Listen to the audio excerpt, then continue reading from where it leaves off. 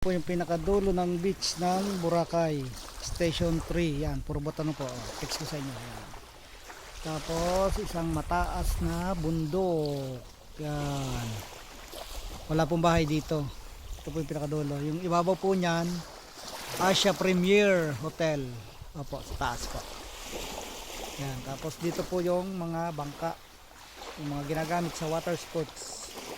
Dito po sila naka-parking paggabi. Mamaya po yan, wala na lahat yan. Mag-activities na po sila maya maya. Yan. Ito na po yung pinakadulo ng beach ng Boracay Station 3. Yan. Yan. Puro ano na po dito. Yan. Sobrang linaw po ng dagat. Yan. Yung tubig po. Oh, yan.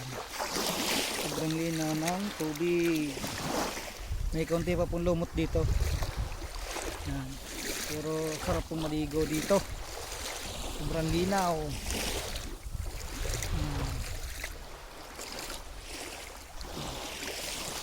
Ganda po. Taas po ng pader. Yan. Taas ng pader. Taas po ng bundok. Bundok po yan. Hindi po yung ginawa ng tao, nature po. Yan naman po yung Katiklan.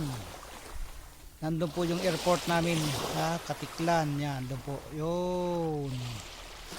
Yun po yung Katiklan Airport, GT Port. Nandyan po. Yan.